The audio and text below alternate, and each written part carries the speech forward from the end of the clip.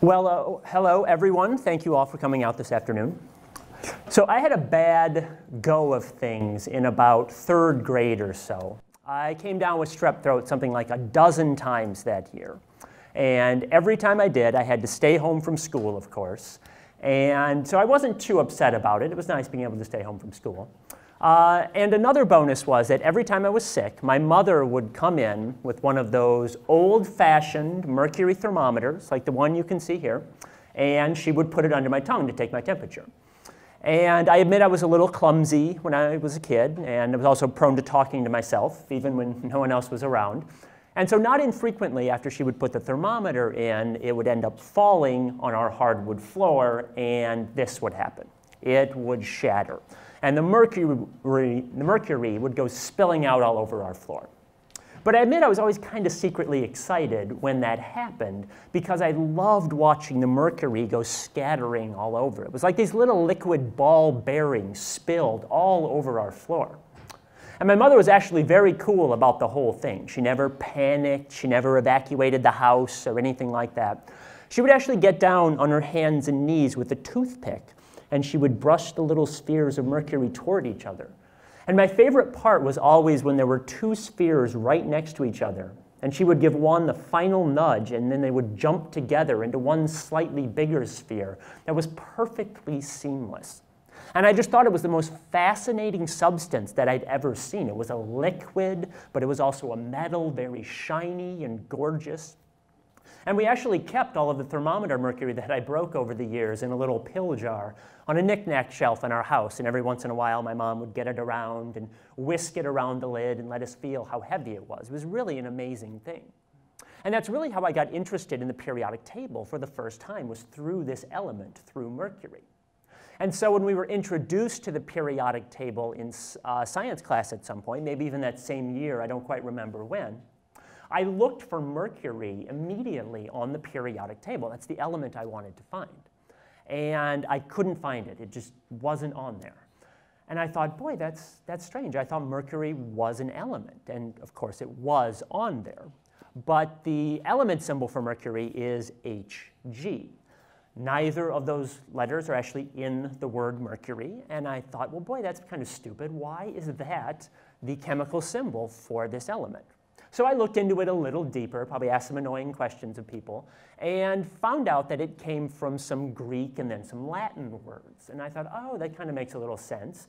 And I started to dig a little more, and I realized that this one element was also associated with one of the gods in ancient mythology, with Mercury. It was also associated with a planet, with Mercury. And once I started to look more, things started to fall into place. I really saw what a long and rich history this one element had. And it seemed like the more I looked for it, the more different places I would find things about this element.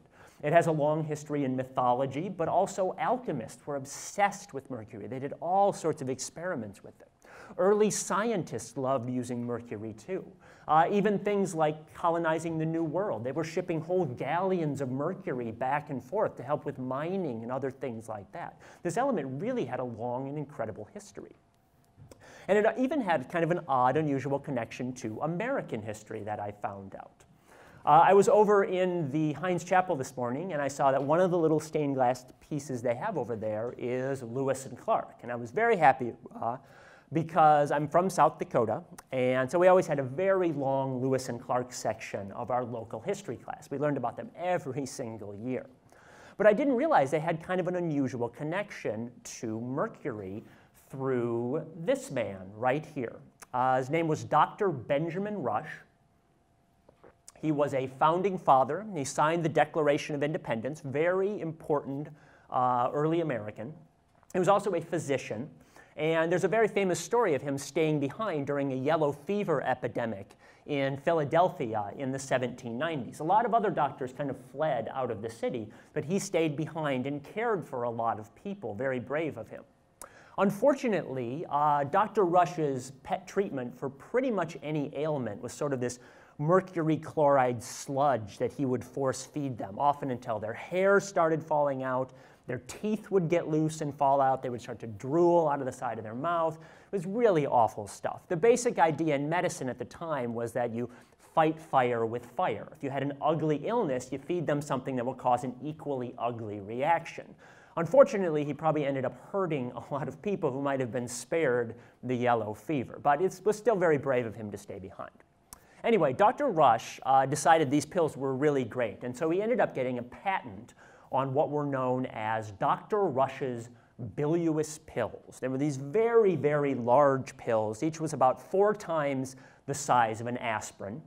And he packed about 600 of these pills off with Lewis and Clark when they went trekking through the wilderness. And there's really no delicate way to put it, but these pills were extremely powerful laxatives. They called them thunderclappers. And the idea was that if you ate something you shouldn't have, or you drank some questionable water, something like that, you would take one of the bilious pills, and it would basically flush your entire system out. It would get rid of everything inside you almost immediately. And these pills worked great, and we know that they worked so well, in fact, that there was kind of an unexpected side benefit for historians and later archaeologists, because they can actually now pinpoint a few places where they know Lewis and Clark must have stayed, because the level of mercury in the soil is just too high for it to have been natural. So they can not only tell where they stayed, they know where they dug their latrines, right at this spot where there is all of this mercury. So from just this one element, from mercury, I learned all about history, I learned about etymology, alchemy, mythology, poison forensics, chemistry, all of these different areas of science. And that's really why I wanted to write The Disappearing Spoon, was to show people that the periodic table isn't just about chemistry. There are so many other areas of science and of life in general that intersects with the periodic table. You can look at it from all of these different angles. And the periodic table is the one thing, sometimes the only thing, that a lot of people remember from their high school chemistry classes. But there were all sorts of elements that we never got to talk about in our high school chemistry classes, just whole swaths of the periodic table that were mysteries. So that kind of motivated me to write the book too. I wanted to know about all these elements. I also knew there were really great stories out there about elements that people thought they knew very well, but had kind of unusual hidden backstories to them. One of these elements that did have a really unusual backstory, I thought, was the element aluminum. And believe it or not, at one time, aluminum was actually the most precious metal on Earth. It was worth far more than silver was. It was worth far more than gold was. And the reason why is that even though aluminum is very common, the most common metal in the Earth's crust, it's always very tightly bonded to another element in the Earth's crust, usually to oxygen. So when scientists in the early part of the 1800s started to get pure samples of aluminum for the first time, it was considered kind of a miraculous metal. It was very light and very strong, but also very shiny, very attractive. It had every quality you could want in a metal. And pretty soon it became something actually of a status symbol for leaders, monarchs, emperors to get their hands on samples of aluminum. Right here, you're looking at a centerpiece that was made for one of the French emperors, Napoleon III. The French also had these kind of Fort Knox-like bars of aluminum that they kept stacked next to their crown jewels, and they would show them off to people. Napoleon III also had this prized set of aluminum cutlery that he reserved for his most favored guests at banquets. And the lesser nobility were reduced to eating with gold knives and forks. And even the United States kind of got into this game a little bit, showing off with aluminum. Where I live in Washington, D.C., there is, of course, the Washington Monument. And when they were making the Washington Monument in the 1880s, they decided they were going to put a 6-inch pyramid of aluminum on the very tippity top of the Washington Monument. And I'm pretty sure it's still up there today, as far as I know. And the reason why they wanted to do that is the US was kind of showing off at the time. We were bragging a little bit and saying, we are such an up-and-coming industrial power that we can afford to put aluminum, of all things, on our public monuments. Look on our works all you might. Kind of one of those things where we were kind of trying to impress the rest of the world with our prowess.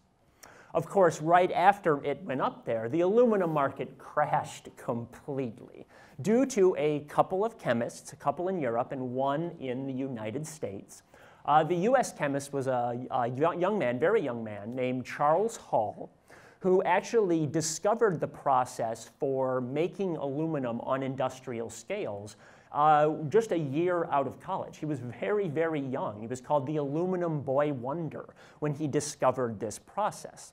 And he eventually founded what became known as Alcoa, very local business, Alcoa, Aluminum Company of America. Moved to Pittsburgh, started this company, and really changed the way manufacturing worked by bringing aluminum to the masses, basically. And probably not until the silicon semiconductor revolution, about 80 or 90 years later, did the demand for an element go up so much while the price simultaneously plummeted that far. Because when Hall opened Alcoa, he was shipping out about 50 pounds or so of aluminum per day, and that was plenty to meet demand for the US. 20 years later, he was shipping out 20,000 pounds of aluminum every day, and he could not keep up with all of the demand. At the same time, the price for aluminum went from many dollars an ounce before Hall down to about $0.25 per pound during that same time. So unlike the usual thing in economics where there's supply, demand, where they're kind of inelastic, they go together. In this case, they kind of diverge because the hunger for aluminum was so great. And so to me, aluminum has kind of this classic narrative story arc. It had a very kind of obscure beginning. No one really knew about it until the early 1800s. No one had discovered it. And then there was kind of this rising action where people discovered it, and then kings and emperors were lusting to get their hands on little tiny samples of aluminum. And then there was a climax where Charles Hall and the other chemists finally figured out how to produce aluminum, to make it on an industrial scale. And then, again, there was the crash at the end where the bottom fell out of the aluminum market completely in some ways as the price continued to plummet.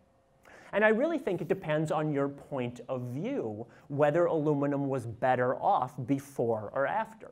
Because before, of course, no one could really use aluminum, but kings and emperors had it. It was a very prestigious metal to have.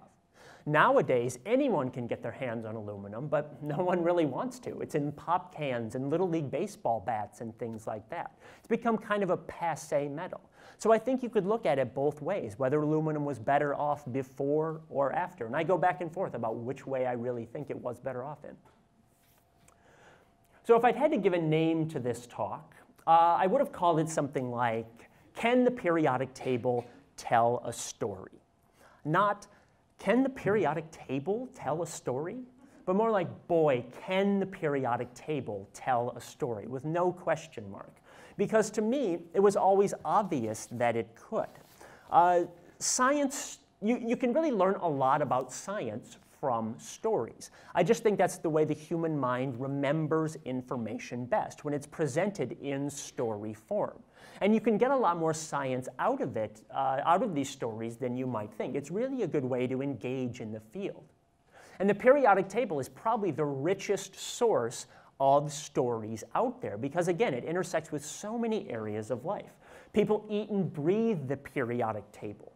They bet and lose huge sums of money on which elements are going to rise and fall over time, even today with gold prices going up and down. Philosophers use it to probe the very meaning of science. It poisons people, and it can also spawn wars. And I'm going to read a little section from the book about one element, actually, that did help prolong a war. It helped prolong World War I. This is an element, I admit, I knew absolutely nothing about before I started writing the book. I might have been hard-pressed to identify it as an element, actually. But since I got into the book and started writing, it's really become one of my favorite elements because I really love this story.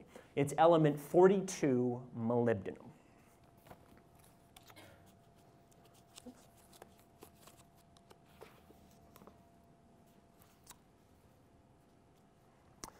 Almost no one knows it, but the most remote battle of World War I took place not in Siberia or against Lawrence of Arabia, but at a molybdenum mine in the Rocky Mountains of Colorado.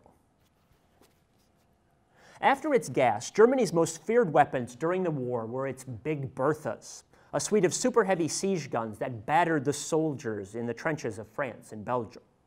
The first Berthas, at 43 tons, had to be transported in pieces by tractors to a launch pad, and it took 200 men 6 hours to assemble each one. The payoff was the ability to hurl a 16-inch, 2,200-pound shell 9 miles in just seconds. Still, a big flaw hobbled the Big Berthas.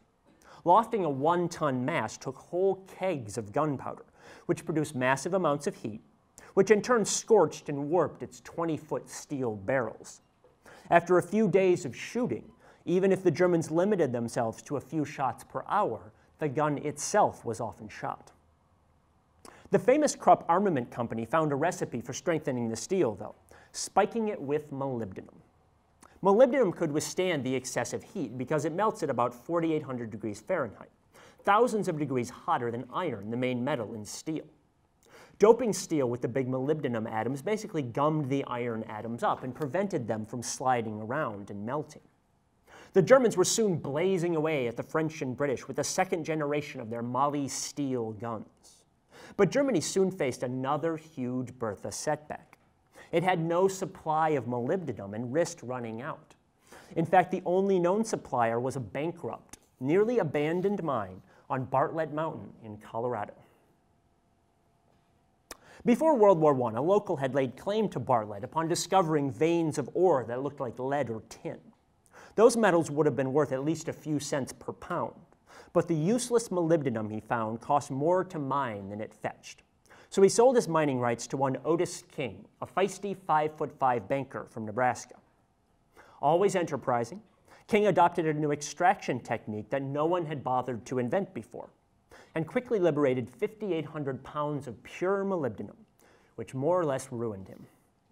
Those nearly 3 tons exceeded the yearly world demand for molybdenum by 50%, which meant King hadn't just flooded the market, he drowned it.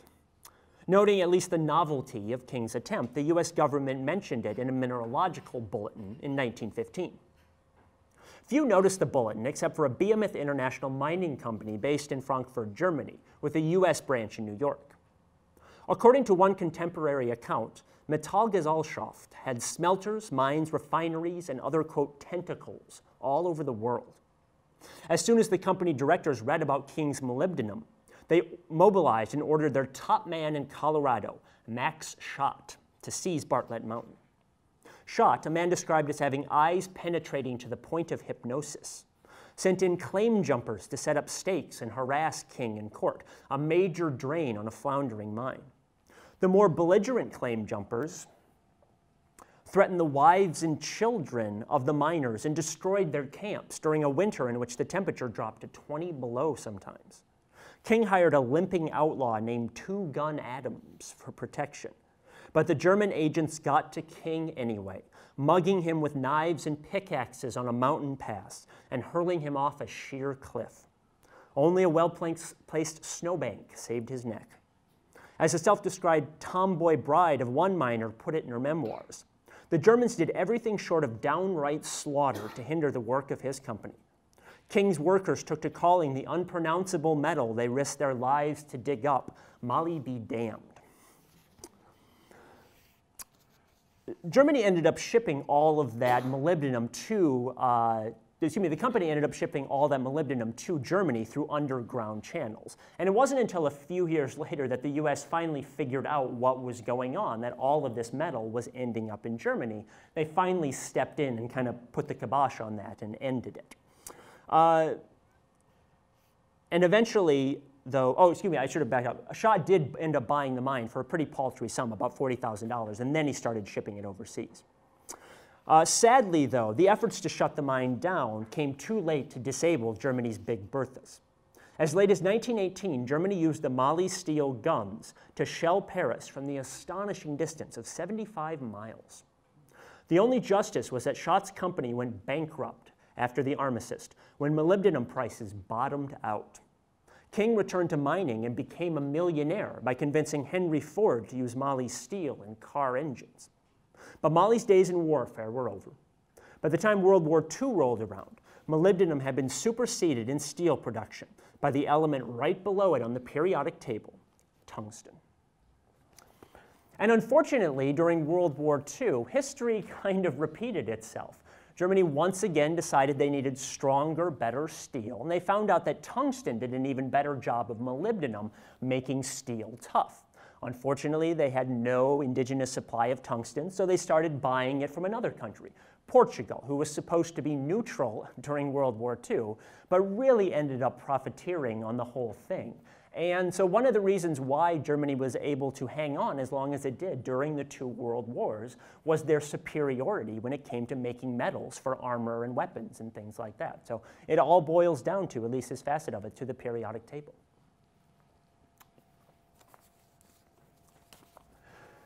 So after World War II ended, of course, the Cold War descended on the United States. And the Cold War actually so permeated our society that not even the periodic table kind of escaped its stain. And in some ways, in fact, the periodic table became almost a new theater, kind of a proxy battle of the Cold War, believe it or not. This story involves a couple groups of scientists. One was a Soviet group of scientists. The other was an American group of scientists at the University of California at Berkeley. And you can see a couple of the scientists there. The most important one is the man in the middle, a very famous chemist named Glenn Seaborg. So remember that name, Glenn Seaborg. So in the couple decades before this story got going, US scientists were good, but they weren't up to the level of European scientists. European scientists were really the elite ones, and that's where all of the really great scientific work was going on in Europe. But the US scientists, you know, kind of cutely, they were trying to get up to that stage. They were really working hard, trying to make strides in making themselves a world leader in science. But they just couldn't quite get there, especially when it came to really fundamental science. Things like finding elements or working with elements on the periodic table. How many people here have ever lived in or maybe from Alabama? No one? What about Illinois? A couple? Okay. What about Virginia? Okay. Well, all of those three states actually should have had or could have had elements named after them. There could have been an Alabamine, there could have been an Illinium, and there could have been a Virginium. US scientists thought they discovered these elements. They submitted papers to the European scientists staking the claim for their discovery. And the European scientists got them, and they kind of looked them over, and they said, no, we just don't think you actually found this element. There was maybe contamination or something. We just don't quite buy that you actually found this element. It was a nice try, but no. And then so the European scientists, they went on and discovered them and named them things like francium. So they got credit for them, named them after themselves. They kind of stole our idea. But after this, especially with the mass migration to the US during World War II and right before it of a lot of scientists, at that point, US science really rose and became the equal, if not even a little better, than European science. And this is the point when the Berkeley team comes on the scene. And they started trying to make new elements, create new elements for the periodic table. And this Berkeley scene was involved with really an incredible run of elements. They were probably the greatest element-making machine the world has ever seen.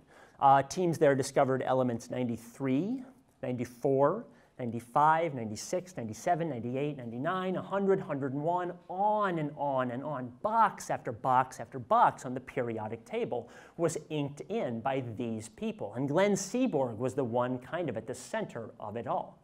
And there was really a lot of pride that American scientists were the world leaders in this field. This was the era right before and during Sputnik, and we finally thought we had come into our own as the great scientific leaders of the world, and we could beat teams in the Soviet Union at this really fundamental work. All the while, though, there were teams in the Soviet Union who were watching the American scientists, kind of brushing up on their methods, copying their methods a little bit, trying to make their own elements and trying to stake their own claim to the periodic table. Unfortunately for them, the Soviet scientists had a big obstacle that the American scientists did not. And that obstacle was this man right here, Joseph Stalin. Stalin considered himself an expert on pretty much every single scientific subject.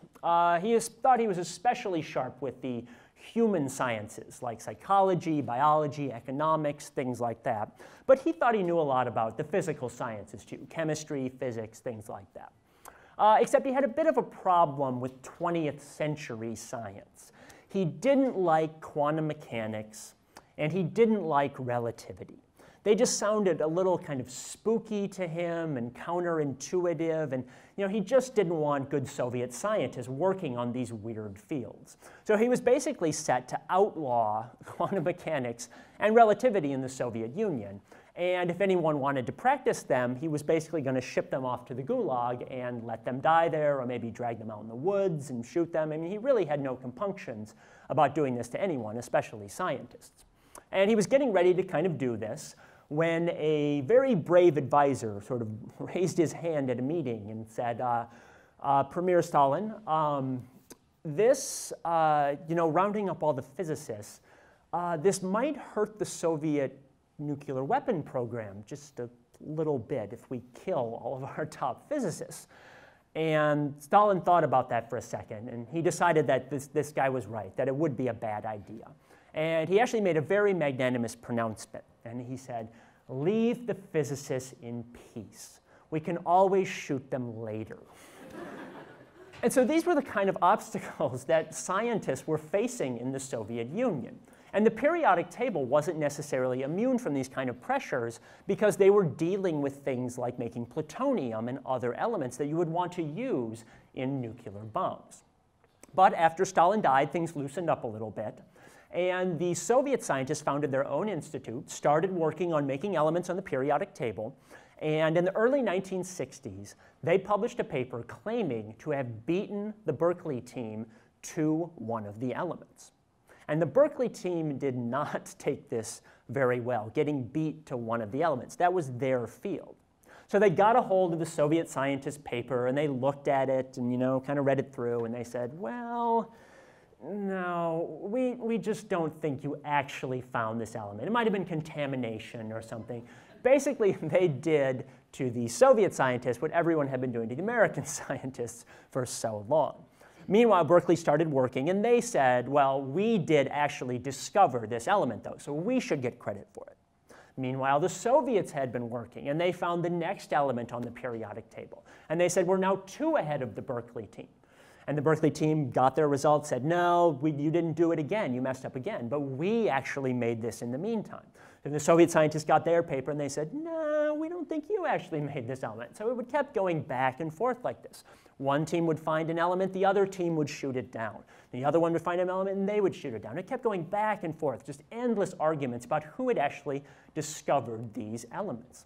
And these arguments lasted all through the 1960s, all through the 1970s, all through the 1980s. Then the Soviet Union collapsed. The arguments still kept going after that. After the end of the Cold War, these teams were still fighting over who had discovered these elements on the periodic table. And what they were really fighting about, what really got their hackles up, was the rights to name the elements. That was what was really, really important to everyone, the rights to name them. Because if you're a scientist and you discover, a new crater on Mars or a new species of salamander or something like that, you get the right to name it. And that's great. It's a nice honor for you. But it's not going to be hanging up in every single science classroom in the world the way the periodic table is. It's really the most precious real estate in all of science.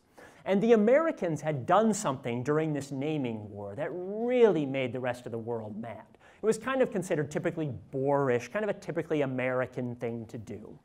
And that's they tried to name one of the elements after Glenn Seaborg, who was still alive at the time.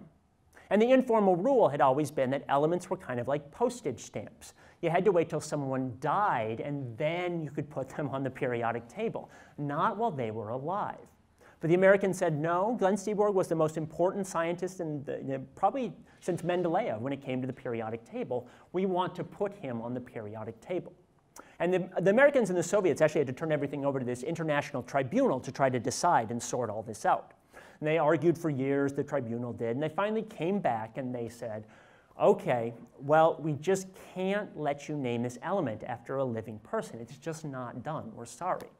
So the American team said, okay, well, that's fine, but we no longer recognize your authority, and we're going to keep using that name in the United States in all of our journals. We're going to teach it to all of our students, and you're just going to have to get used to that. And the tribunal was a little taken aback at this, and they went back and they kind of huddled and talked about it and came back to the Americans and they said, well, okay, we'll give in. You get your way. And here is a picture of a very old Glenn Seaborg. And you can see his hand there kind of pointing toward element 106, which is now and forever will be known as Seaborgium. And I love this picture for a couple of reasons. One, he has such a nice, sweet smile on his face. And it doesn't really betray how fraught the whole situation was. They fought over this for like 30 years to get there. But he has a very nice, sweet smile on his face again. And the other reason I like it is that they have since officially changed the rules for naming elements. And you are no longer allowed to name an element after a living person. It's now illegal to do this. So Glenn Seaborg is the only person who ever saw his name on the periodic table. And he is the only person who ever will get to see his name on the periodic table. So it is kind of a historic picture, him pointing at his name on the periodic table.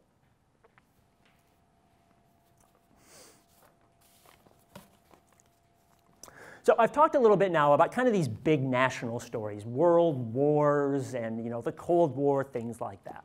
But one of the things I really wanted to touch on and write about in the book was a lot of the scientists involved. Some of the scientists with really big personalities. People like Niels Bohr, Albert Einstein, Marie Curie, who did really fundamental work along the bottom of the periodic table with radioactive elements, things like that. I really wanted to touch on their lives too. But there were also some unexpected people that popped up during researching the periodic table. One of those unexpected people was Mark Twain. We kind of all know Mark Twain from his laddish riverboat novels that we read when we were kids in school, but toward the end of his life, Twain started dabbling in what we might kind of recognize as science fiction-y stuff. And in the early 1900s, he even wrote a short story called Sold to Satan about some new elements discovered on the periodic table. And he was having a dialogue with Satan during this, trying to sell him some of these elements. And he was talking about the properties of the elements and all these sorts of things. It was a little strange premise for a story. But just the fact that Twain was so up on the science of the day, I thought was really remarkable. He was paying really close attention to all of this great science that was coming out of Europe, to the point where he actually wanted to write a story about it. It was not something that I expected to find.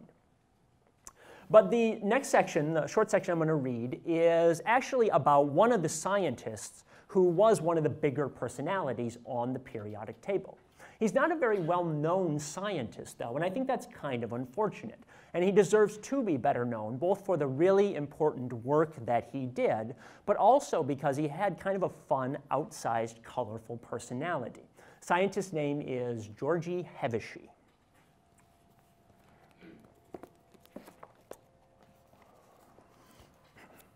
And here is a picture of Mr. Hevesy.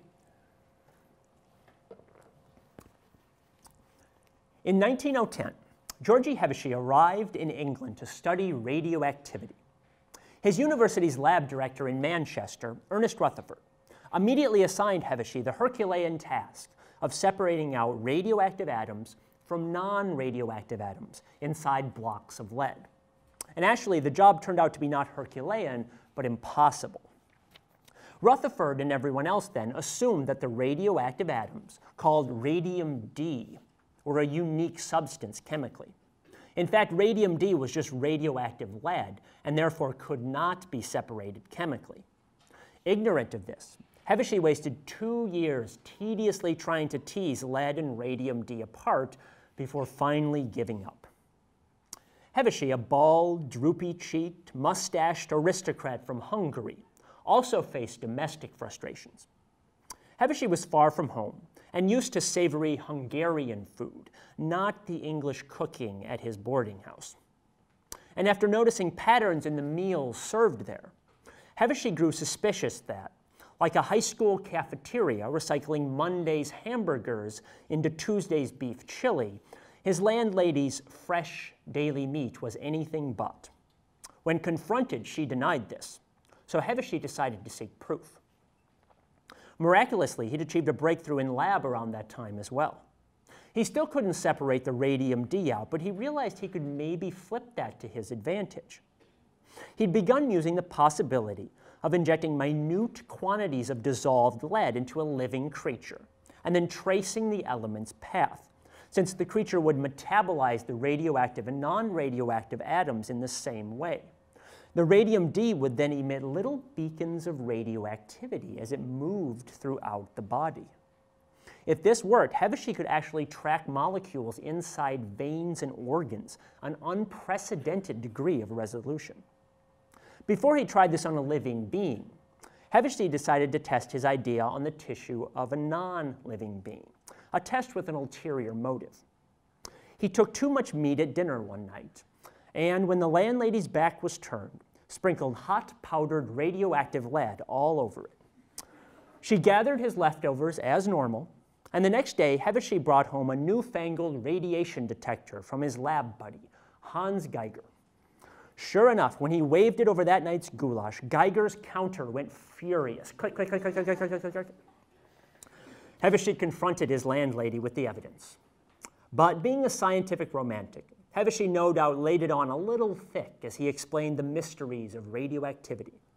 In fact, the landlady was so charmed to be caught so cleverly with the latest tools of forensic science that she didn't even get mad. There's no historical record of whether she altered her menu, however. I'm going to skip ahead a few pages in Hevesy's life.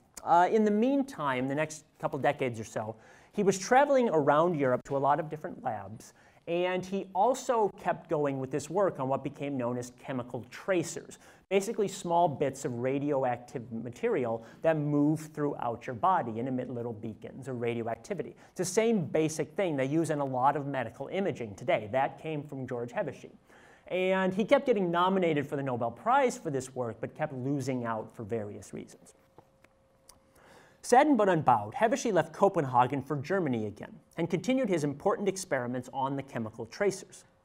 All the while, chemists such as Irene Joliette Curie, Marie Curie's daughter, repeatedly and futilely nominated him for the Nobel Prize. Annually unrewarded, Hevesy grew a little despondent.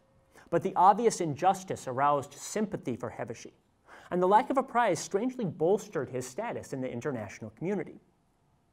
Nonetheless, with his Jewish ancestry, Hevesy soon faced a direr problem than the lack of a Nobel Prize. Here's a picture of a Nobel Prize here. He left Nazi Germany in the 1930s for Copenhagen again, and he remained there through August 1940 when Nazi stormtroopers knocked on the front door of Niels Bohr's Institute where he was working. And when the hour called for it, Hevesy proved himself courageous.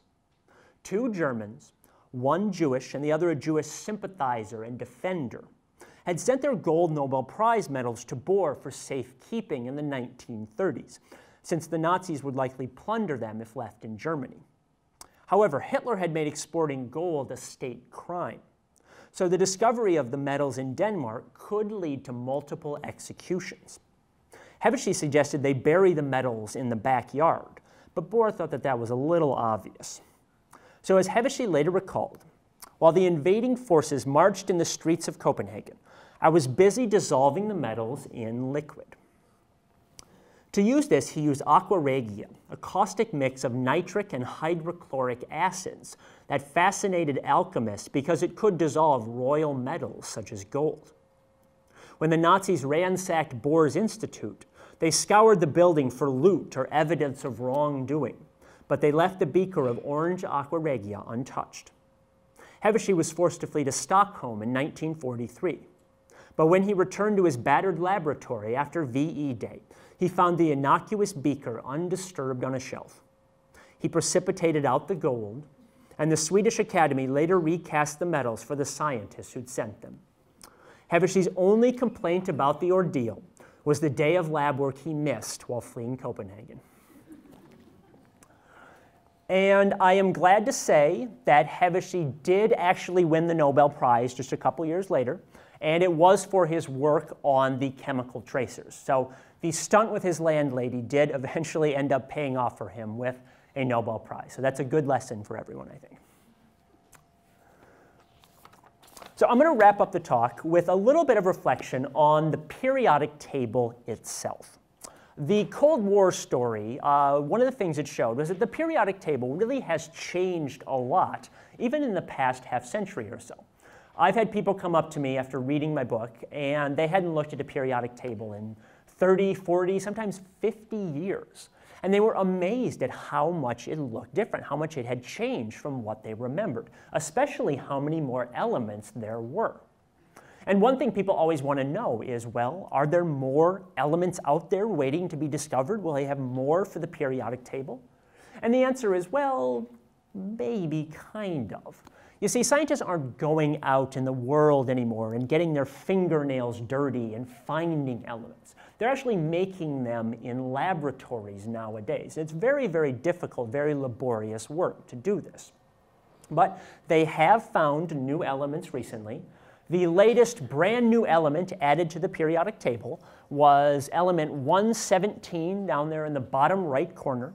Its name for now is un septium. That's Latin for 117. It's a temporary name, not very nice sounding.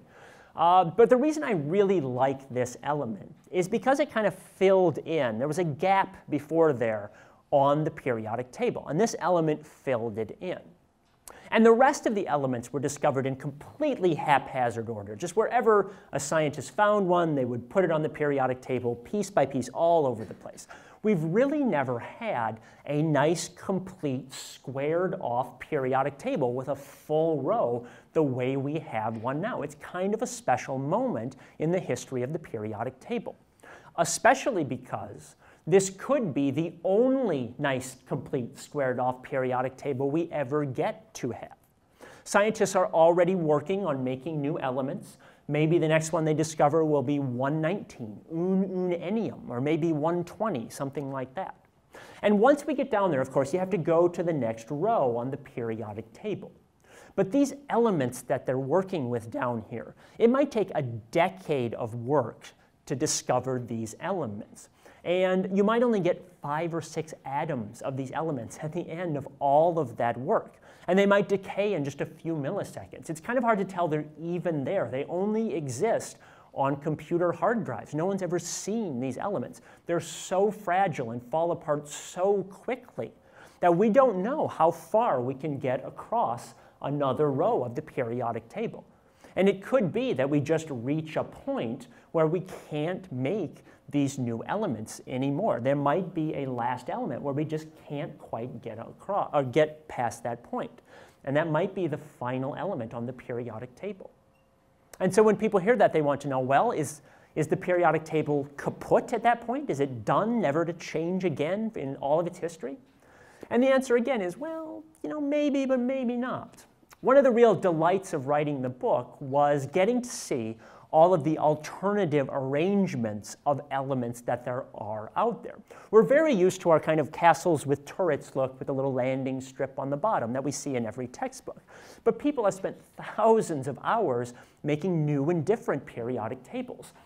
Some of my favorites are a periodic table galaxy with hydrogen in the center and all the other elements spiraling around it outside. There are periodic tables that look kind of like board games. There are periodic tables with sort of a double helix motif going on. There are periodic tables that are in 3 dimensions, or some that look like a Mobius strip that are kind of twisted all back on themselves like that. There is a periodic table Rubik's Cube that you can take the elements and you can turn them all over. I'm not sure what good that is to be able to do that, but a man has a US patent on a periodic table Rubik's Cube. There are periodic tables mapped topologically onto elephants and taxi cabs and all sorts of other things. This is actually in the American Chemical Society in Washington, D.C. Probably my favorite alternative periodic table was when a woman came up to me after a talk and she sort of confessed that not long before that she had gone to one of those photo booths at the fair at a fair or an arcade. You put in a few quarters, you make a different funny face in each one of those things. And she had gone back into this something like 20 or 30 times, gotten roughly 120 pictures of herself making different faces, cut them all out, and made a periodic table of herself. And she actually put this on her fridge so that she could see herself as the periodic table when she got up every single morning. And I just thought, God bless you for doing something so ridiculous, like putting yourself as the periodic table. I just thought it was wonderful. But I thought it was fitting, too, because it really shows what the periodic table has become to us. We all know about the science of the periodic table. It's fundamental to all sorts of other areas of science, including chemistry. And it's utterly universal. It's one of the things we know that's the same all over the place in different galaxies, things like that. But the periodic table means more to that. It's also a storybook. It's a trove with all of our passions and obsessions reflected on it. And I'm constantly amazed at all that humankind has been able to pack into those 118 elements. So again, thank you everyone for coming out. I very much appreciate it.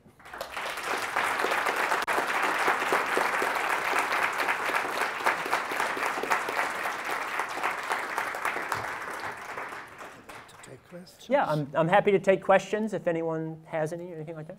Yeah. Sure. She asked about the title of the book, The Disappearing Spoon.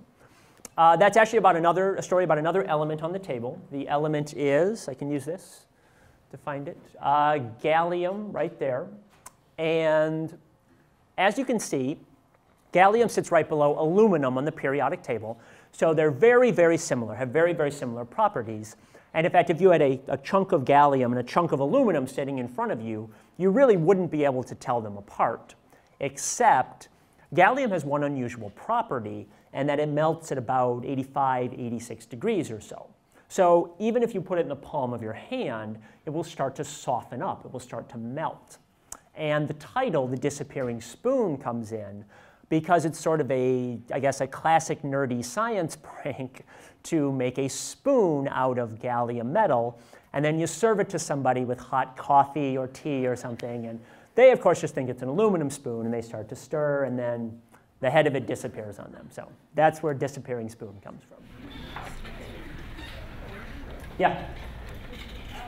So why do you think that people spend decades to discover an element? Like, why that is significant or important?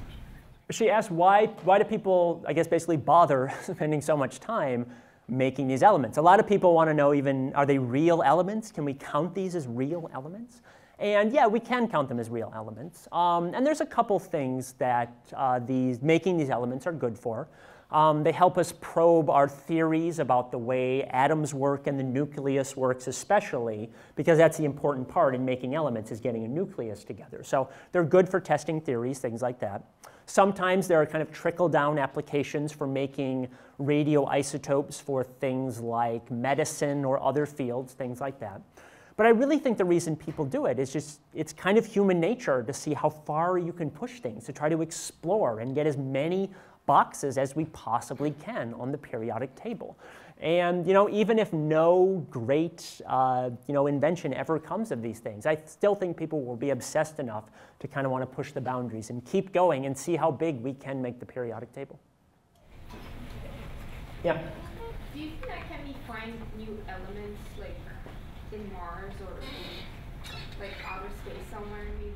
She asked if we could possibly find new elements in outer space, unobtainium and things like that, right?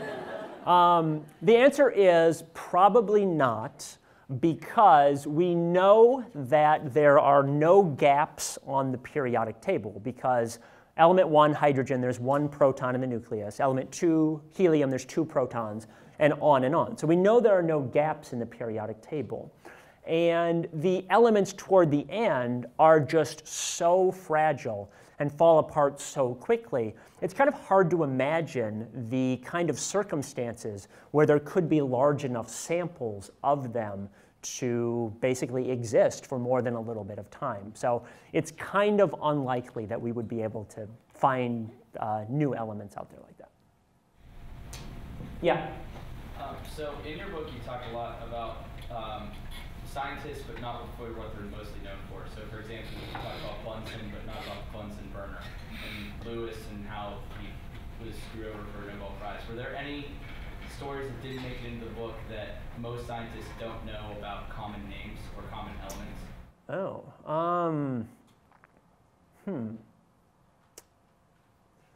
No, not that didn't make it into the book. I can think of a couple things that just didn't make it into the book, but not about specific names or anything like that. I'm sure something will come back to me and I'll say, oh, duh, that thing. One of the stories that I didn't end up putting in the book for various reasons was there was a great story about some of the elements they used in making pigments, especially for painters, things like that. Matisse, Monet, people like that. And all of the pretty, in fact, dangerous elements they were using in their pigments, and kind of the importance of that chemistry to art. And I didn't go into that too much in the book. So that was probably the big story that didn't make it in there. It's the same, have you thought about a sequel? That you didn't write 118 stories. Mm-hmm. There were some that you debated and didn't go in the first time. Have you thought about another way of looking at some of the ones that just didn't quite make it the first time? He asked if there was a sequel in this, and it's possible, but I think I'd want to wait a few years. In my second book, I went into genes, DNA, human genome, things like that, and it was kind of nice to have a bit of a change of pace and to do something a little different. So I certainly wouldn't rule it out, especially if we find out more new and interesting things about elements, or if new history is being made about them. But I don't have any plans to at the moment. So, yeah. Sam, thank you so much for the wonderful lecture. But I have a question that picks up on the outer space. Yep. What happens in the transition of normal matter to a black hole? Ultimately, how do you think about that? It must go through collapsing elements, it must go stepwise, and you must get to a point of really huge pseudo-atoms or something like that. What more happens is that all of the electrons and the protons end up basically getting squished into each other. And you get what are called neutron stars, which are incredibly dense collections of neutrons. Thimblefuls of this stuff weigh hundreds and thousands of tons. They're incredibly, incredibly dense materials. So once you start crushing things down to the point where you could get to a black hole, kind of the periodic table becomes a little bit irrelevant, because there's no more protons really at that point. And so they're not behaving like normal matter does. It's just a collection of neutrons, which don't really, they're important for the periodic table, but not in making the elements, giving them their identity. But the question's about the process. That's where you end up. Oh, I see. And as you're transitioning from normal atoms to that, presumably you pass through states. I mean, I don't think there's any theories on this already, but presumably you pass through states where you have some protons in it, and you have more neutrons, and etc. And maybe those things melt, etc. It could. That's an interesting idea, to take kind of the chemistry of black holes. People usually do the physics of it, but I've never seen anything where somebody looked at that. So yeah, maybe something like that could happen at kind of the margins there. Yeah. If you discovered an element, what would you name it? Oh, someone asked me this once, and she had a very good answer, so I'll rip her answer off. She would have named it Quixotium, after Don Quixote. One of the nice things it would have done was it would have gotten a Q on the periodic table. There's no J and there's no Q, I think, on the periodic table. All the other letters are there, so it would have gotten a Q on the periodic table. And it was kind of fitting, because it's sort of quixotic to make these elements. So I did like her answer a lot. I probably would have gone with that. Yeah? What's the highest element that you can actually hold in your hand without it being milliseconds? I don't know about if you can hold it in your hand, but Seaborg actually did some experiments on Seaborgium, where he was turning it slightly different colors in a little test tube things like that. So I don't think you actually got to hold it, but they did. You can do chemistry, I think, up to maybe 109 or 110 or so, maybe even a little bit beyond that. About holding it in your hand, boy, I don't know. I think you could probably maybe someone in the audience knows a little better, but maybe up to Californium or Einsteinium, you might be able to get enough. You wouldn't want to hold it, you want to be behind lead, a lot of lead, and holding it there. But in theory, you could hold it in your hand. Yep? What's the deal with all the UUU elements? Oh, the triple U's and stuff. Those elements are provisional element names because there was a famous example of someone discovering an element in 1996, and it didn't officially make it onto the periodic table until 2009 because they have to check everything over and over. They have to go to the lab. They have to go to other labs that are doing similar work. They have to check it. It's just really a laborious process. So they put those names like unum trium, I think, unum pentium, things like that, as just a placeholder to show that someone we think has discovered it, but we haven't officially confirmed it yet, and we're still kind of waiting to get confirmation. And actually, elements 114 and 116 have now been named. I think they were Moscovium and Livermorium after Moscow and Lawrence Livermore Laboratory. So I need to update this a little bit. But there are still about 5 or so elements that are still the UU whatevers.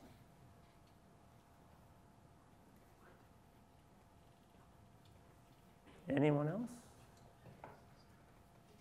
There's no more questions. Sam, we thank you very much for this very lively lecture. Thank you. And what I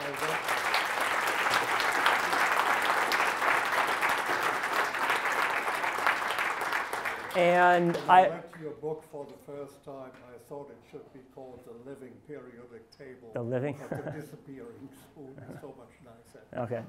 I will be, again, signing books there. I'm happy to sign them to you or as a gift or anything like that. And I also have a sign-up sheet if you want to be on my email list when a new book comes out or something like that. So again, thank you very much, everyone.